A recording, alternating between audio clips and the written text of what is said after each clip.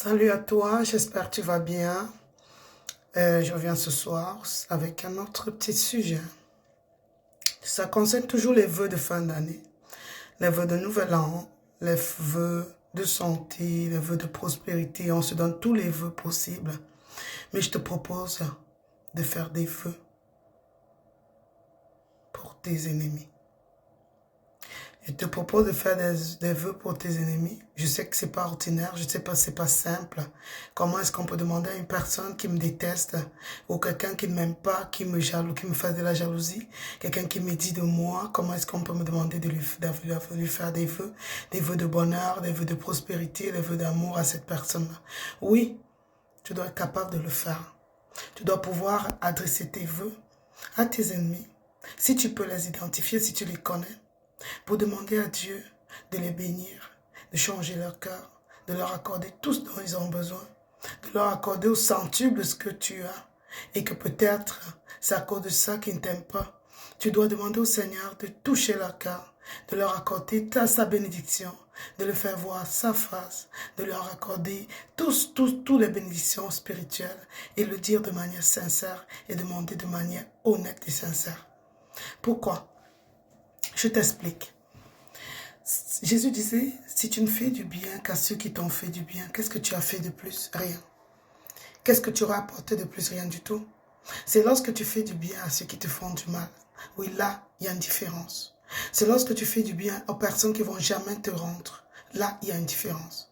Donc, ce n'est pas anodin de prier pour ses ennemis. Et aussi, le Seigneur te dit qu'il faut être en paix avec tous les hommes. Dans la mesure du possible, être ami avec tous les hommes. Oui, on ne peut pas être ami avec tout le monde. On ne peut pas se faire aimer par tout le monde. On peut être même une personne aimante, une personne gentille. On peut être même une personne sans histoire. N'empêche qu'il y aura d'autres personnes qui ne t'aiment pas. D'autres personnes dont ta tête ne plaît pas. D'autres personnes qui aimeraient te voir échouer, qui aimeraient te voir tomber. Il y aurait des personnes qui vont te faire de la jalousie. Est-ce que tu n'as pas entendu des personnes dire, par exemple, pourquoi est-ce que tout lui réussit à lui ou à elle? Pourquoi c'est seulement elle qui réussit telle ou telle chose? Mais est-ce que Dieu n'est que pour elle ou pour lui? Est-ce que nous aussi on n'adresse pas des prières à Dieu? C'est quoi cette histoire où tout ce qu'il fait lui réussit ou tout ce qu'elle fait lui réussit? Ça, c'est des personnes qui peuvent te faire de la jalousie pour rien du tout. Parce que ton succès les dérange, ta santé les dérange, tes bénédictions les dérangent. Et puis ils vont te haïr pour rien, comme ça. Mais il faut prier pour eux, il faut les bénir. Il faut les bénir d'autant plus que leur présence est importante dans ta vie. Écoute, si tu es une personne bonne et si tu n'attends que des éloges, tu n'attends que des applaudissements, des acclamations, tu n'attends que les gens disent de toi que tu es une belle personne, je pense qu'à un moment donné, tu vas tomber. Tu vas tomber parce que tu vas te voir comme supérieur, tu vas t'enorgueillir. Donc les personnes qui te détestent sont là pour te faire remarquer que voilà, tu n'es pas une personne exceptionnelle. Peut-être dans certaines choses tu es exceptionnel, mais il y a des choses à revoir dans ta vie. Ils sont là pour t'aider à te corriger, pour t'aider à revoir tes points, tes positions, ce que tu fais, et pour t'aider aussi à grandir, parce que les critiques ne sont pas toujours destructives. Hein. Il y a des critiques constructives, même si la manière de les adresser, ça n'est pas souvent bonne, mais il faut tenir compte des critiques, c'est important. Ça nous aide à nous corriger, ça nous aide à évoluer, ça nous aide à revoir notre trajectoire et à améliorer ce qui est à améliorer. Donc, même si la personne qui nous attaque n'a pas le droit, il faut tenir compte des remarques que la personne fait parce qu'il y a des remarques qui peuvent nous aider à avancer. Et d'autre part, j'aimerais dire à ceux qui détestent pour rien, sans raison, qui haïssent pour rien et qui appellent même les autres à haïr quelqu'un sans raison. Vous portez votre part. Sachez une chose, c'est qu'une personne que vous haïssez sans raison, vous augmentez sa bénédiction, vous augmentez sa grâce devant Dieu. Parce que c'est l'innocent. L'Éternel secourt l'innocent. L'Éternel secourt le juste. L'Éternel prend soin de l'innocent. Parce que quand tu détestes quelqu'un pour rien, tu lui accordes encore des bénédictions. Parce que c'est Dieu qui prend position pour cette personne à ce moment-là. Et s'il faille le bénir, Dieu va le bénir abondamment. Plus que par le passé. Donc, ça ne sert à rien de détester pour rien, inutilement. Et même si quelqu'un t'a fait du tort, pourquoi le détester? Tu peux être fâché, mais pas détester. Parce que ça ne t'apporte rien du tout. Ça ne t'avance à rien du tout. Il y en a qui font des équipes pour haïr une autre personne. Ça t'apporte quoi? Rien du tout. On appelle ça la méchanceté gratuite, qui ne t'apporte rien. Et ce qui est bizarre, c'est que quand tu détestes quelqu'un pour rien, comme je l'ai dit, cette personne est plus davantage bénie. Donc si tu savais ça, tu aimerais plutôt une personne.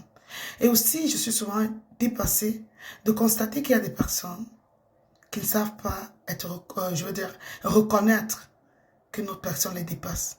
Il faut être humble dans la vie. La vie est faite sous forme d'escalier. Il y a d'autres qui sont au-dessus de l'échelle, de l'escalier, d'autres qui sont au 10e ou au 9e marche, d'autres qui sont à la 8e marche, d'autres qui sont à la 5e marche, d'autres qui sont à la 2e, d'autres qui sont à la 1re marche, d'autres qui sont encore sous le sol, qui n'ont pas commencé les marches. Ainsi est faite la vie. Donc, si tu rencontres une personne qui est à la 10e marche, pendant que tu es à la 2e marche, comme on dit, porte son sac. Ça ne sert à rien de le détester, ça ne sert à rien de le jalouser, ça ne sert à rien de lui faire du tort uniquement, ça ne sert à rien de vouloir saboter. Ça ne paye pas, ça ne donne rien. Parce que quand tu vas le saboter, tu vas le placer au 12e, à 12e marche. Et toi, tu ne vas même pas avancer de 2 marches. Donc, ça ne sert à rien. Tu portes son sac, tu bénis Dieu pour la personne. Quand une personne a réussi devant toi, dis, je rends grâce à Dieu pour cette personne. Peut-être que sa bénédiction pourra te contaminer. Mais si tu fais de la jalousie à la personne, tu vas rester aigri, tu vas rester comme tu es, tu ne vas pas avancer. Donc vivement, je parle là à ma communauté, on a ce comportement beaucoup dans notre communauté, où on aimerait que tout le monde soit pauvre, pour se conforter dans la pauvreté, pour pleurer ensemble, et voilà, pour dire rien n'a changé, de toutes les façons, je suis pas seule à souffrir, et tel ou tel et tel souffre comme moi. Quand on a une personne qui est démarquée, tout le monde tire ses flèches, tout le monde tire sur la personne, tout le monde déteste la personne, tout le monde lui fait de la jalousie, tout le monde le prend, commence à être complexé, on ne sait pas pourquoi, tout le monde commence à dire du mal de la personne, comme pour descendre la personne. Mais il ne va pas descendre. Si Dieu a décidé de l'élever, il va être élevé. Il va seulement être élevé. Donc ça ne sert à rien. Ça ne sert à rien. Si quelqu'un te dépasse, bénis Dieu pour la personne. Certainement Dieu va aussi te bénir. Parce que ton cœur est pur. Parce que tu souhaites le bien de tout le monde. De celui qui te dépasse comme de celui qui ne te dépasse pas. Voilà. Donc c'est ce qu'il faut faire. Et nous aussi, les autres là. Je dis pas moi. Moi, je suis à une marche élevée, je rends grâce à Dieu. Mais j'ai pas atteint le sommet. Mais pour ceux qui ont atteint le sommet, vous aussi, il ne faut pas prendre ceux qui sont en bas. Il ne faut pas les regarder du bas. Il ne faut pas les regarder avec dédain. Non. Il ne faut pas penser que si on a atteint le sommet, le top, c'est qu'on a été trop fort. Oui, il y a eu son effort personnel. Oui, il y a eu ses talents. Oui, il y a eu peut-être d'autres avantages qu'on a pu. Oui, il y a des choses qu'on a construites par soi-même. Mais il y a aussi qu'il y a la grâce là-dedans. Ok? C'est la grâce. C'est pas tout le monde qui se lève à 4 heures du matin et qui va vaquer à ses occupations, qui obtient beaucoup d'argent à la fin de la journée. Non. C'est pas tout le monde qui fait dans un projet quelconque qui obtient un résultat meilleur toujours. C'est pas tout le monde qui a commencé à se battre très jeune, très tôt et finit par devenir riche. C'est pas tout le monde qui devient riche. C'est pas tout le monde, comme on dit, qui est né avec une cuillère dans la bouche. C'est pas tout le monde qui reste comme ça et puis à un moment donné, il compte plus son argent. C'est une grâce quelque part. Et quand tu as une grâce, grâce ça veut dire faveur imméritée. Si tu as la faveur imméritée de Dieu, pourquoi t'en vanter? Pourquoi t'en vanter? Pourquoi te complexer? Pourquoi te prendre de haut par rapport aux autres? Au contraire, tu dois être humble. Comme Jésus disait, le plus grand doit être le serviteur des autres. Si tu as beaucoup de moyens et que tu as de l'humilité, tout le monde va te respecter. Mais si tu as beaucoup de moyens et que tu es orgueilleux, c'est normal que les gens vont te tirer dessus. Oui. Même si c'est de la jalousie ou quoi que ce soit, mais toi, tu vas attiser leur haine, leur colère. Donc, si tu es en haut de l'échelle, il faut être le plus humble possible. Et si tu es en bas de l'échelle, il faut bénir la personne qui est en haut. Comme ça, Dieu va aussi t'élever. Voilà. Ça ne sert à rien. La querelle, les jalousies, ça n'apporte rien. Ça n'avance à rien. Chacun est là où il est, pour le moment. Et Dieu n'oublie personne. Si aujourd'hui tu es en bas, dis-toi bien que si tu as envie encore, Dieu a un plan pour toi. Demain, tu pourras être en haut. Et pour être en haut, il faut que tu te mettes dans des dispositions pour être élevé. Voilà. Tu ne peux pas demander à Dieu de t'élever si tu fais de la jalousie aux autres. Ça ne marchera pas. Donc, c'est ce que j'avais à dire aujourd'hui.